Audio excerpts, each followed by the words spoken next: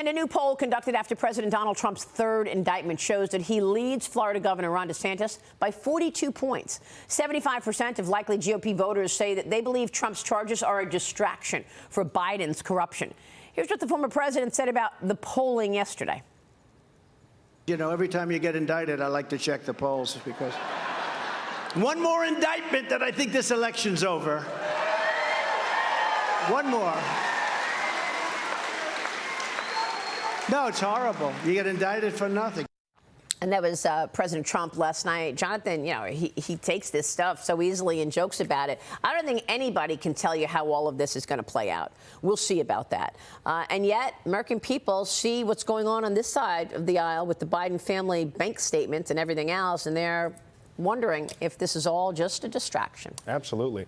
I think in some ways it is a distraction.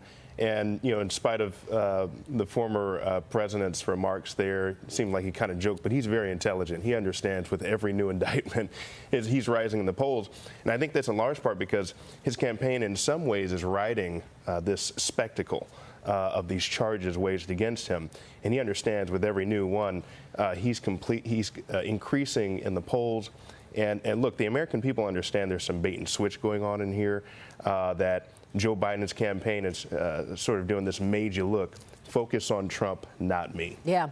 Brenda, is Wall Street focused on the election yet? I just want to say one thing here. You know, it doesn't matter the number of indictments or what the content of the indictments are. I think the American people are really frustrated with the timing of the indictment. Yeah. Right? You know, the Jan 6 situation, people were sentenced months ago. Why is this only happening now on the brink of an electoral process, on the brink of an active campaign? I think that's where the real disgruntlement is happening. Why is this happening now? Do we have that graphic, guys, in the control room to show when one thing happens in terms of information about Joe Biden and money that his family has taken in, the very next day we see an indictment of Donald Trump? I mean, people, the timing of this is not lost on anybody. Look at this graphic, you guys. Yeah. June 7th, FBI releases documents alleging Biden's took a $10 million bribe. June 8th, the next day, Trump indicted in the Mar-a-Lago documents case. July 26th, Hunter Biden's plea deal falls apart.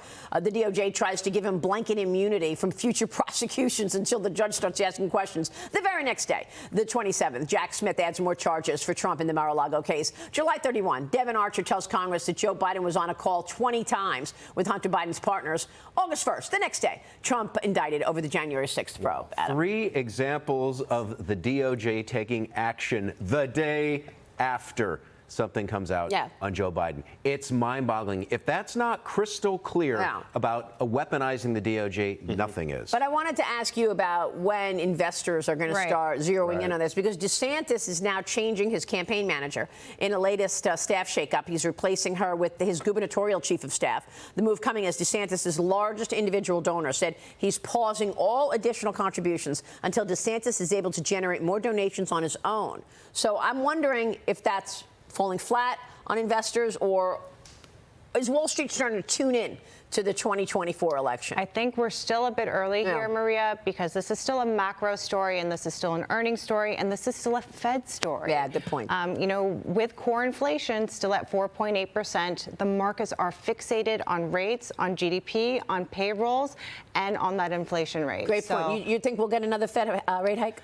Listen, the market is pricing in one more rate hike for the year. My view is we're done. We should be done. And the good thing here is the Fed is not meeting until September, so they have 2 months of data here to really review. Hopefully it trends in the right direction. Payrolls, we can talk about. That was a good number on Friday. Let's see what happens with CPI tomorrow, but I'm hoping that we're done. Yeah, we want to zero in on CPI. We'll do a preview later on. I want to get your take on that.